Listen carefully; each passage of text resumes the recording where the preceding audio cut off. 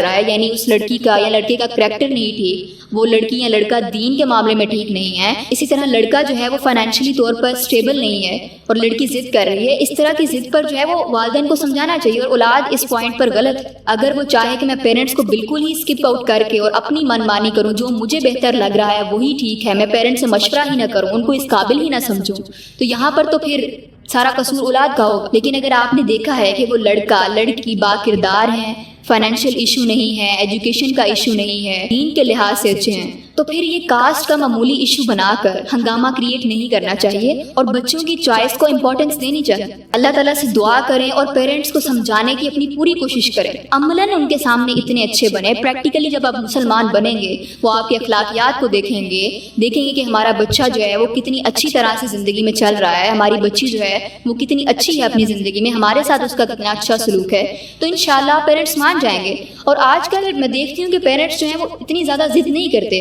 ہاں exception is there, لیکن زیادہ جو ہے وہ پیرنٹس بچوں کے آگے ہار مان جاتے ہیں۔ نیکسٹ از حرام ریلیشن سے کیسے بچیں۔ دیکھیں اس کا واحد حل یہی ہے کہ آپ خود کو دین میں مصروف کر لیں۔ جب آپ دین کے ساتھ اٹیچ ہو جائیں گے، نیک صحبت اختیار کریں، کیونکہ نیک صحبت جو ہے جب آپ اس میں رہتے ہیں تو پھر آپ کے گناہ کی طرف جانے کے چانسز بہت کم ہو جاتے ہیں۔ سسٹر میں بھی اس میں انوالو ہوں، but it's my true love, میں نکاح کرنا چاہتی ہوں۔ تو آپ نے جس طرح بتایا کہ آپ نکاح کرنا چاہتی ہیں، تو آپ سمپل میسج کریں کہ میں آپ سے نکاح کرنا چاہتی ہوں، آپ اپنے پیرنٹس کو میرے گھر بھیجیں،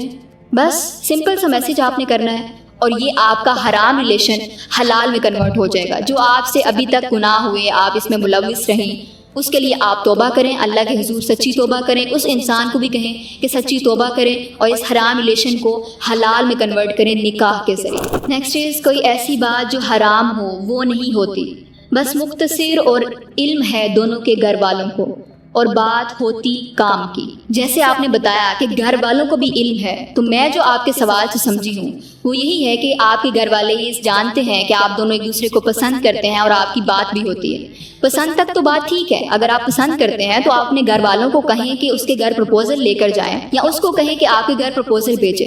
یہ ہے ایک صحیح طریقہ، یہ ہے ایک حلال وے اپروچ کرنے کا۔ لیکن یہ کہنا کہ گھر والوں کو پتہ ہے اور ہماری کوئی ایسی ویسی بات نہیں ہوتی، جب ایسی ویسی بات ہوتی نہیں تو پھر آپ کانٹیکٹ میں ہیں ہی کیوں ہیں؟ اور کوئی بہت ضروری بات ہے، کوئی ایسی جائز بات جو آپ شادی سے پہلے جو ہے وہ پوچھنا چاہتے ہیں اس سے، یا وہ آپ سے پوچھنا چاہتی ہیں، تو ٹھیک ہے، آپ واٹس ایپ پہ ایک گروپ بنائیں، اس میں اپنے پیرنٹس کو ایڈ کریں، وہ بھی اپنے پیرنٹس کو ایڈ کریں، پھر بات کر لیں، یا پھر بیٹھ کے جو ہے فزیکلی آپ اپنے پیرنٹس کو ساتھ انوالو کریں اور بات کر لیں، یہ تو بالکل جائز ہے۔ لیکن یہ کہنا کہ اس کے گھر والوں کو بھی پتہ ہے، میرے گھر والوں کو بھی پتہ ہے، تو افسوس ہے پھر ایسے والدین پر جن کو پتہ ہے کہ دو نامحرم جو ہیں وہ آپس میں بات کرتے ہیں، اور بات کیا ہوگی دو نامحرم کے درمیان؟ پیرنٹس بھی دین سے دور ہوتے ہیں تو وہ اس چیز کو جائز سمجھ رہے ہوتے ہیں، اس چیز کو حلال سمجھ رہے ہوتے ہیں کہ ٹھیک ہے شادی سے پہلے تھوڑی بہت انڈرسٹینڈنگ، جبکہ اسلام تو یہ نہیں کہتا۔ اسلام تو آپ کو کہتا ہے کہ جو بھی آپ نے بات چیت کرنی ہے وہ پیرنٹس کے ذریعے، وہ کسی تیسرے کو انوالو کر کے پھر آپ نے کرنا۔ اگر کوئی لڑکا کہے کہ مجھے تم سے شادی کرنی ہے